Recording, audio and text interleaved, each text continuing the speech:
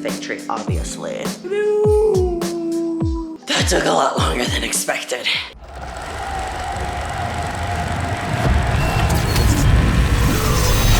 It's game time and I'm up one.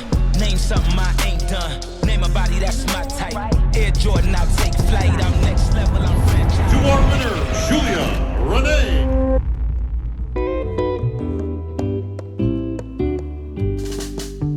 Good morning, buff babes and bros, and welcome back to another video. If you are new here, my name is Julia Rene, and I'm an IFBB Wellness Pro, and I want to welcome you to Fitness!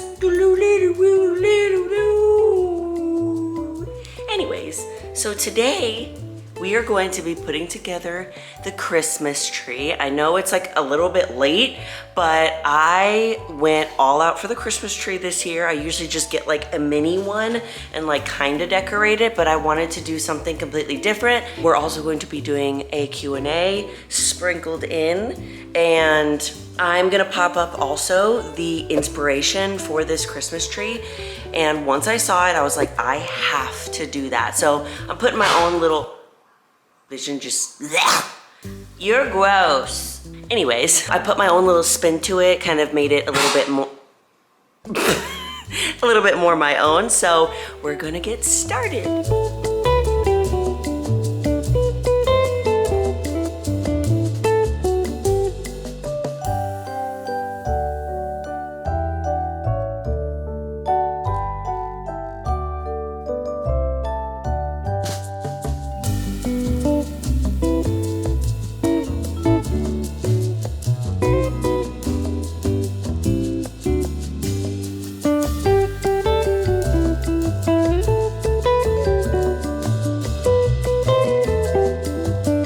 Took a lot longer than expected. So we have the tree up. It is a 7-foot white tree. I went shopping at Home and I got a white tree, and it's also pre-lit. So all I had to do was like stack them on top of each other.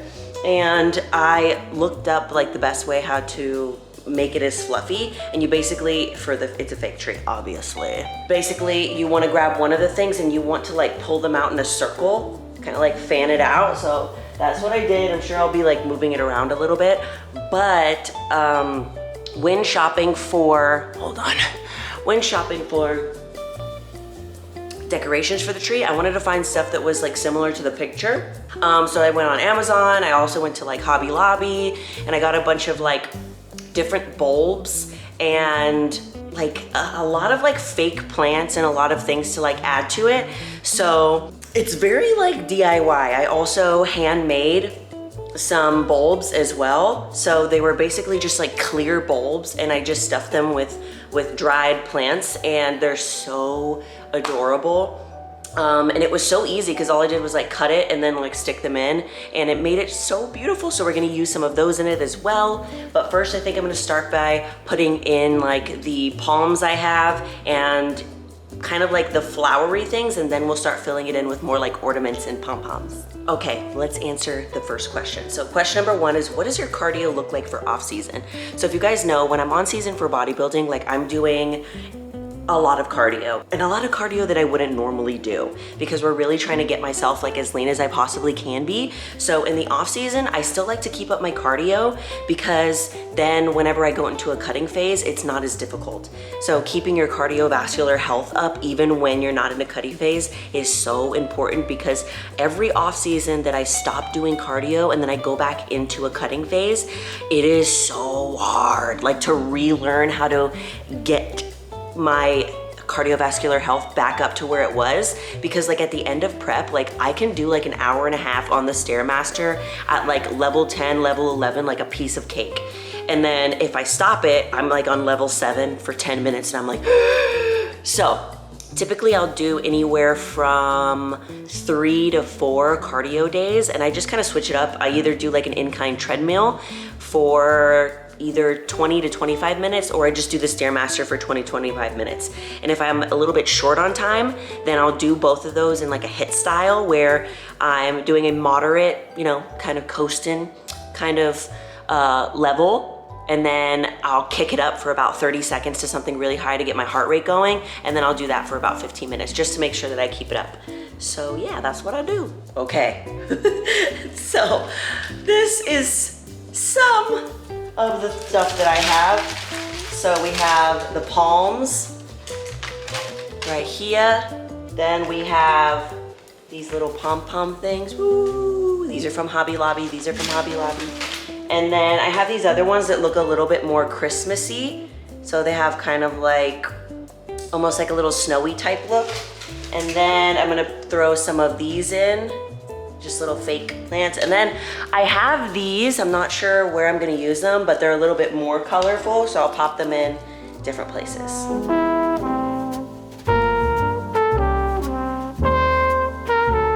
Now for the pom-poms.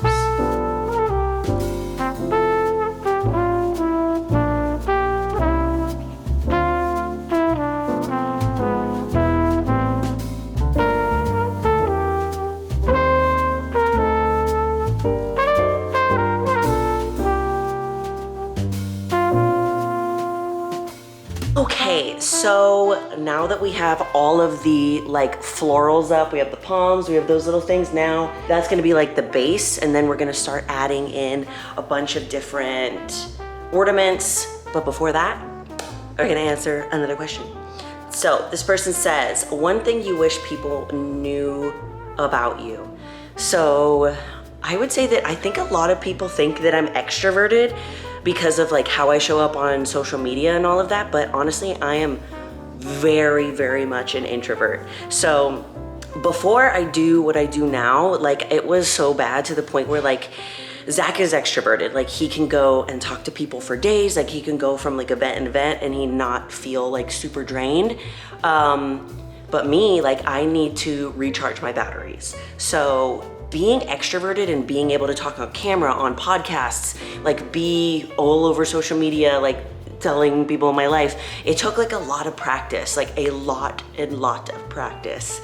And like still I get tinges of that like anxiety in like social situations, even going into new gyms, even just going into my normal gym. But doing what I do and practicing it, I've gotten so much better at it. And I think people like don't really know that about me, but I'm just so proud of myself for being able to do what I do now and be like a face like almost all over social media, because it took so much work for me to get to this point, and it's something that I'm really proud of. And I don't think that many people know that about me, but like I am the person at the party that likes to hide in the bathroom. Like I am the person at the bar that like escapes and is alone in a corner. And not because I like want to be dramatic, but because I get super anxious with like too many stimulants around me. That's why all I really do is go to the gym and do things that are fitness related. And then the second thing I think people don't really know about me is like I am really creative. So I had this idea for the tree. I saw a photo and I was like, I want to recreate that. And like making things like these bubbles, I love doing stuff like that. I love drawing, I love coloring, I love creating things, I love doing DIYs. So yeah, so now let's start by putting on some bulbs. Okay, actually, I forgot that I bought this little like bauble. They're so cute. So it's kind of like a little wrap for around the tree. So I bought 2 of them. So I think it would be smart. It's all tangled. I think it would be smart to put this on first and then start building it.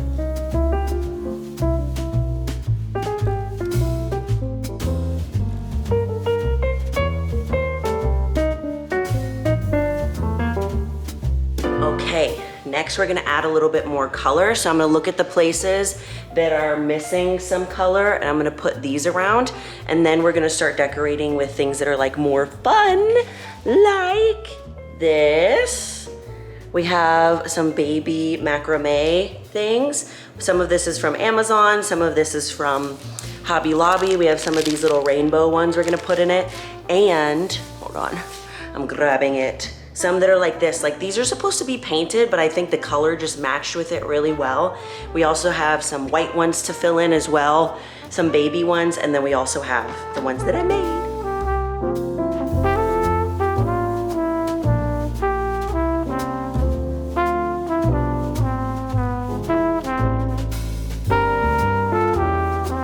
Now that we got them bulbs on, I'm gonna answer another question, and this one says, how to approach women at the gym.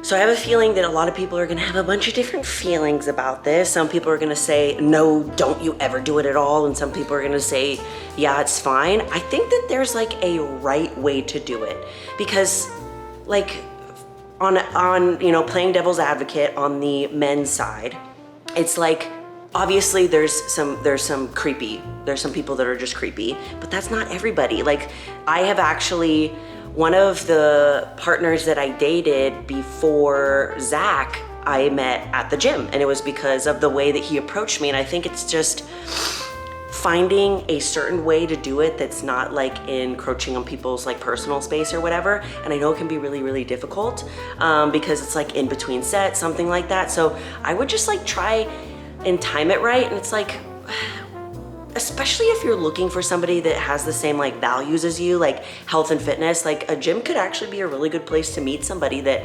also finds those things important. So I get it. It's like some women might be like, don't mess with my space. But for me, if the guy approaches it in the right way, I'll never get like angry or upset. But if it's in a very like creepy way or like intrusive on like my workout, then most of the time I'm like, no. So I think there's a certain way to do it where you're not like interrupting their workout completely, but you still, you know, get to talk to them just a little bit.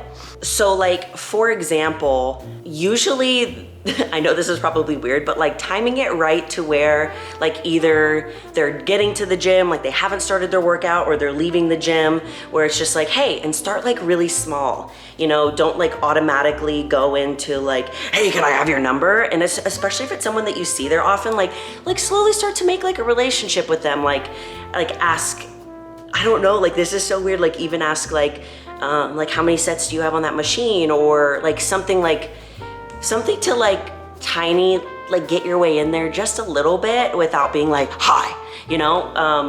That's always really meaningful to me. Like there will be people that come up to me at the gym, and it's always the way that they approach me that I'm like, wow, I was like, that was really cool, you know? And I've even told people that before, like I've had someone come up to me at the gym and I'm like, I'm sorry, I have a partner, whatever, but they come across like so nice and so genuine that I'm like, I'll even tell them like, I appreciate you having the guts to like do this, because I know that that's probably freaking hard.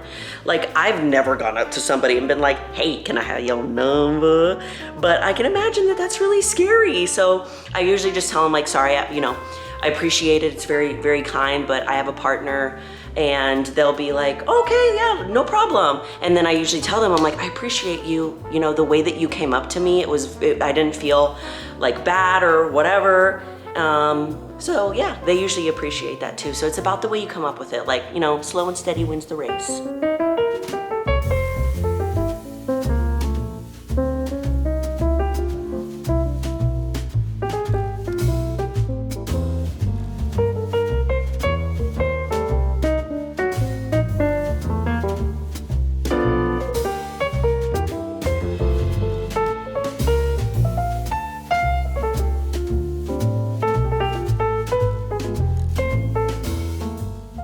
Soon after. Okay, so I might have went to Hobby Lobby in the middle of this filming because I realized I forgot a star, so I had to get a star. And like most places I end up going shopping, I never buy one thing. So as you can see, the palms are missing from the tree. Because I was taking a look at it when I was at Hobby Lobby, because I took a picture so I can find a star that would look really cute on top. So this one's like sparkly. And I was like, I think the palms would look better if they were white. So I looked around and I was like, I can't find any white ones. And I was like, I will paint them. So this ordeal it's gonna be taking a little bit longer than normal, but I think it's gonna look way better because those were just a little bit too dark. So they're upstairs painting and they're drying. And I also bought a little bit more baubles. So I'm gonna add some of these before we start adding the like fun ornaments. I also got this little baby frame and I thought it was so cute and it would go really well. And I'm gonna put this little Polaroid of Zach and I in it and make it into like a little ornament.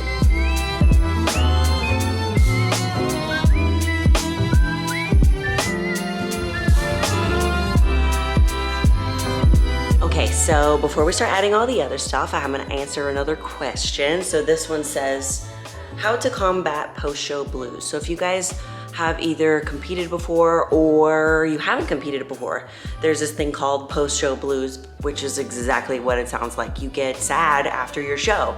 And the reason that this typically happens is because our life is kind of like in a wave. We can't always be on those highs. Some things kind of have to just level out. So I experienced this the worst after my first show, and it was mainly because I was focusing so much on winning the show and the show date, what I was wearing on the show day, my posing on the show date, that I wasn't really experiencing the journey, which is the whole 4 months of prep that you get to do and you have the opportunity to do, which is where all the meat of the growth is. So whenever I stepped on stage and after, it got that really hit, that adrenaline high, and then I was just like, okay, and now what? So I was super sad after that because I felt like I had nothing that I was working towards. So the way that I combat that is, one, I don't put all of my focus on winning and the show date and the show. I try to really enjoy my prep because our prep is the entire meat of everything we do. So there's like sometimes 4 weeks or 4 months of preparation for something, and all we're focusing on is one day. So of course we're gonna feel sad when that one day is over. So that's one thing I do. A second thing that I do is just make sure that I have plenty of support around me once I'm doing that transition. So family, friends, partners. And then the last thing that I like to do is just really make sure that on show day, like I am really being present, like getting ready and doing my hair and doing my makeup and stepping on stage, like really being present in every single thing that I do, because I know that this isn't going to be forever. And that's the thing, is that we have these dopamine highs throughout our life, whether it's like getting engaged, getting married, you know, having a baby, or doing a show, or accomplishing something, winning something, like whatever it might be. We have those moments in life, but then it just evens out because we have to live regular life and do these mundane things. So I think that that's why it's so hard, is because you're doing something that's out of the ordinary, and then you go back to just like be doing regular things. So those are the things that I do. Okay, so here are some of my favorite things that I'm gonna be putting on. So I have this cute little star. I got this one at Hobby Lobby, super cute. Ornament, I have a couple of these. 1, 2, I think I have 3. And then I bought another macrame. Those were for Amazon. This one was from World Market. Super cute little stream catcher. And then I got these on Amazon as well, 2 different kinds. So this one has the little brown in it. This one has more of the white, little rainbows. And then, like I showed y'all before, this. And I do have this as well. So I'm thinking about using it in some sort of way as like a hanger. This is just something that came with something I ordered on Amazon. Is that all I have? Okay.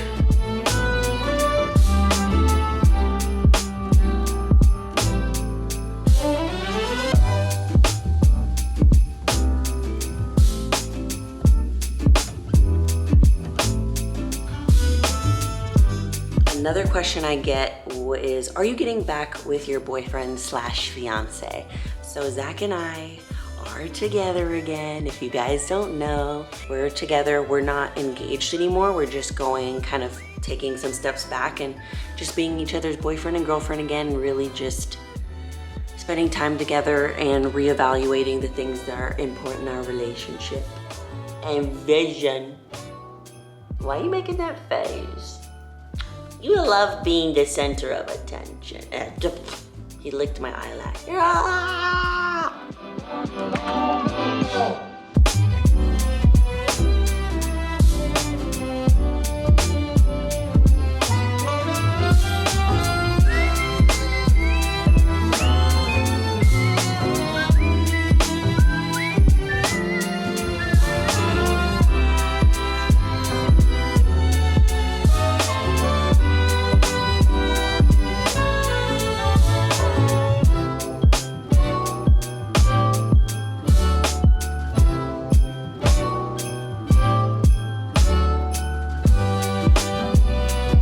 Okay, the next question is, when are you going to compete again? So I am not entirely sure the exact date. I know that my goal is to compete in September or October of next year of 2023. So that's when I want to be starting to step on stage so that I can just hopefully get my Olympia qualification and then just slide into the Olympia, which is either going to be November or December, so that I don't have to hold that level of leanness so long. Look how much paint I have on my hands from painting the palms. So basically September, November, no, January, February, March, April, May. So I'm thinking maybe June, July, August, September. June, starting prep for the next show so that I can try and get my first place win as a pro and then qualify for the Olympia. So that's when I'm gonna compete next.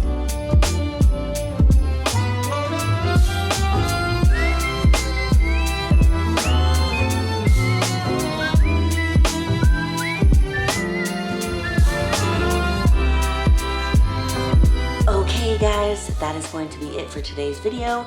I hope you enjoyed. I literally had so much fun creating this tree, and I'm gonna be so sad when I have to take it down. If you have any questions about anything, about what was on the tree, how I made things, just comment down below. And as always, I love you all so much, and you're more powerful than you think. Bye!